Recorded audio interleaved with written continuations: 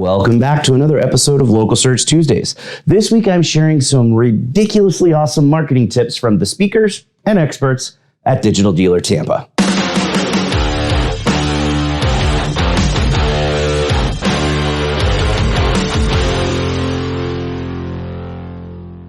It's spring conference season, so I'm speaking at a bunch of conferences. As always, I grabbed some of the speakers and experts when I was at Digital Dealer in Tampa a few weeks ago, and I've compiled all the tips into one badass video. There are some absolute gems in here. Check it out. All right, I'm not allowed to tell you who I am, but here's my tip. Do your like for content marketers out there who are doing a lot of content and trying to produce a lot of content. Right now, what we're finding is we're trying to keep everything 30 seconds or less, like video clips, audio clips, anything that is engaging or interactive for your channels. Just keep it short. Long form stuff, it has its place, but if you're out there every day and you're laying a foundation of like brand awareness, keep the content short. And my tip to dealers is start using video. Now, I am a master on TikTok. I have about 3.8 billion views overall on my channel, with one video having at least 1.5 million. And how I started was just getting started. I see so many dealers like, I don't know what to say, I don't know what to do, I don't even know how to use TikTok. Open the app, make a video, and just do it. You're gonna have so much fun, and you're gonna realize, kind of like car sales, okay, I'm actually getting the hang of this. So my tip to you is, especially when it comes to TikTok and Instagram Reels, you need to hop on those two avenues, because my generation, Gen Z, is on that short attention span, and we're not here for these 5-10 minute walk around videos. We need quick, informational videos, funny videos, and that's why I say go on TikTok, go on these Instagram Reels, and just start creating. Even if it's content that you don't know what to shoot, just start and the juices will start flowing. So that is my tip to you. T Got Your Keys, follow me on TikTok for any car advice and tips, and you can even follow my recipe, right? Just because somebody else maybe has done a video, you can do the same exact video, because 9 times out of 10, you have a completely different audience than that person who shot that video. So replicate, duplicate, and then create your own until you finally get your stance on how you want to do your videos. But my step and tip to you is just start. Make sure that you're using a trade-in tool that you can actually apply to your Google business profile, meaning somewhere within offers or in your Google business profile where you can drop a link so that you can take people, which there's a lot of them that happen to roll through your Google business profile, and make sure that they have that experience along with cars for sale and all the other things that you do to optimize content there. And a little bonus tip, give more love to fixed ops. Whether it's service merchandising, act like a customer and go through the experience of trying to schedule service with your own dealership, and then realize that your service department actually talks to more customers, is face-to-face with more customers, and has way more to do with your gross profit every year than your very best salespeople. So give your service department a lot of love. My tip for you, inspect what you expect. Check on your marketing reports, check with your vendors, and make sure it matches the KPIs and the goals you were trying to achieve. All right, my tip of the day, or actually the year, is understand your data. Make sure you're working with a company that is actually working with you to get to the next level. You always got to have someone that's going to work hard with you to get to the next level. You got to understand your data and have a good team that you can communicate efficiently with. Do the right things for the right reasons. All right, hey everybody, coming to you live from Digital Dealer. Wanted to give you a tip today. If you're not leveraging your first-party data to make your website customized to your customers, you're missing out. If you're not connecting your digital retailing to your website, you're missing out. There are so many things that completely fall apart if you don't deliver a perfect customer experience on your website. You've got to get these people into the showroom. So come talk to us. We'd love to talk to you more about what you can do with your first-party data. So the big thing we're seeing right now, if you have the Meta Pixel Helper on your Chrome extensions, if you go to your website, we're seeing a lot of different websites where OEMs or whatever it may be are firing events into your pixel that you don't want. So if you're optimizing for conversions or actual events on your website, there's some events that are going to conflict with that and probably increase your cost per clicks and your cost per leads. So take a look at that Pixel Helper, see what's being fired in there, and clean it up. So one of the most recent tips that I can share, probably the best practice in terms of using the data in your Google Search Console, there's a treasure trove of gold in here. So here's what it is, real quick.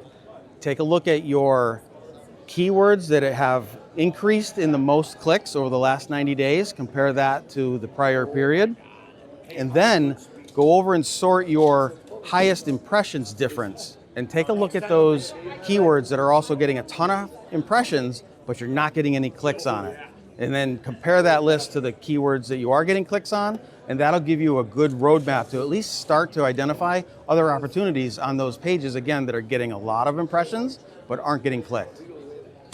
Hi, my tip for today is inspect your Google Analytics events. We're going to assume you already have your Google Analytics tracking code in place. We're going to assume you've made sure data is flowing. But have you gone into the engagement reports in Google Analytics and looked at your events and make sure they're properly firing? And even once they're firing, check them every few weeks, because we find with some website providers, click-to-calls suddenly go from 50 a day to 2 a day or something like that, right? So Google Analytics 4 is turning out to be a little bit fragile. Check your events, make sure they're firing, compare it to Google Analytics 3 for reasonability, and keep checking until at least a few months have passed. Good luck. My biggest tip to dealers today is in that buzzword CDP, Customer Data Platform. Take your time, do your due diligence. This is a huge topic that's going to be around for a while, so don't rush into this decision, and be sure to research outside of automotive as well with the CDP providers.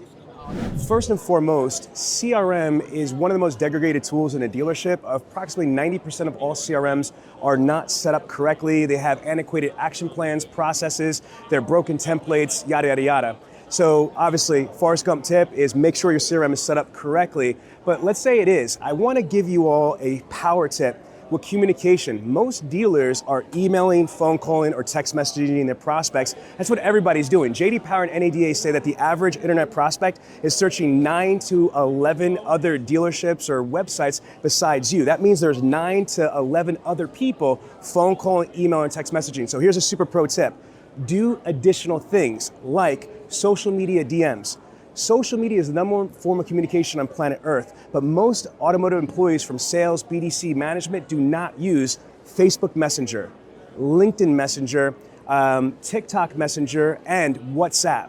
Now, let me explain to you. So if you have an internet purchase request in whatever CRM it is, what you want to be able to do is if that person doesn't answer the phone or you don't have text message capability, turn around, take the email address from that internet purchase request and drop it right into Facebook, Instagram, LinkedIn, etc. Now, there are some CRM tools like VinSolutions or DriveCentrics that has passive integrations with these social communication channels. I'm telling you, you're going to be shocked. Now, one of the questions I get is, is that allowed?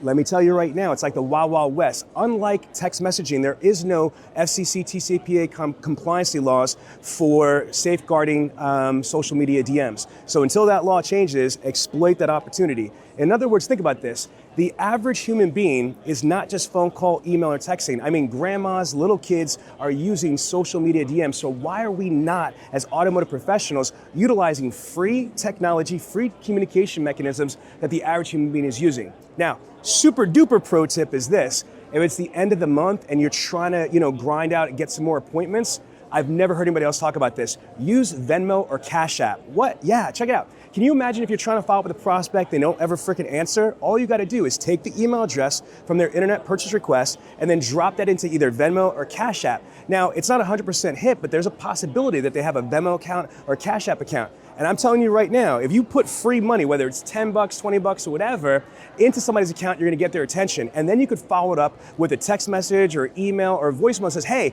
I just sent you money to your Venmo or Cash App account. I can't tell you how many dealers that are doing this are like, oh my God, I just got an extra 10 appointments on Saturday because I just Venmoed somebody $20. Again, this is Sean V. Bradley, Digital Dealer Tampa, and I'll see you when I see you.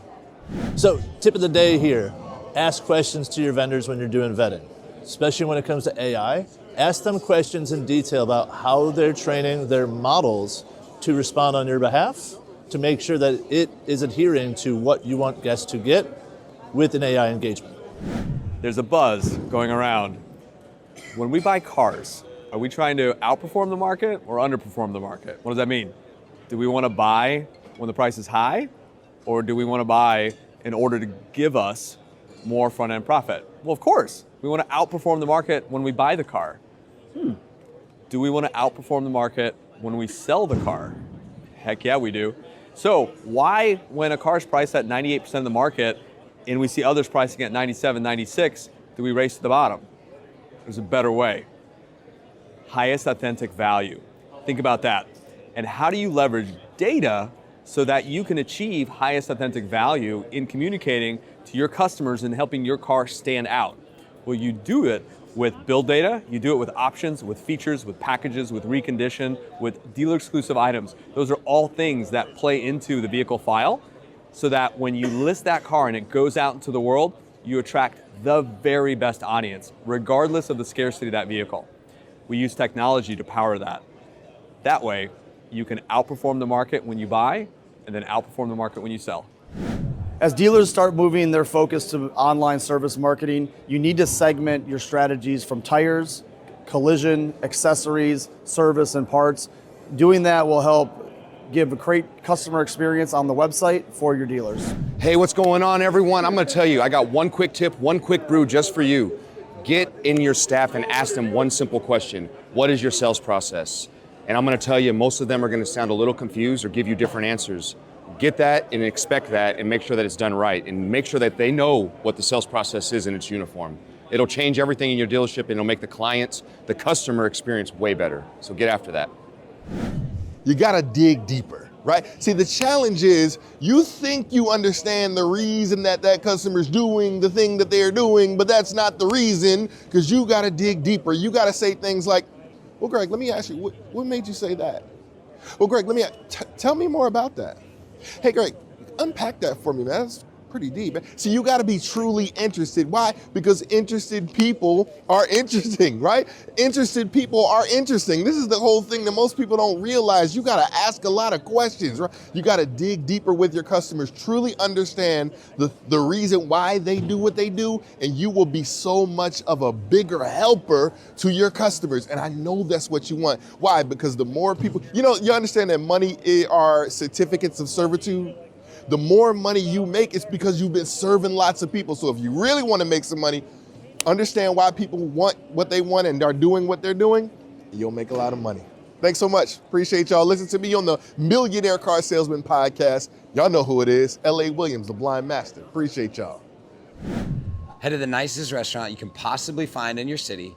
Go in, order a nice steak, ask to meet the chef or the host, the top host. Find that host, say, hey, I want you to come into my store and do an hour-and-a-half briefing on exactly how I can adjust my hospitality in my store to match the way the hospitality industry associates with customers. That will change the way that your store approaches customers and the way that they come into the store.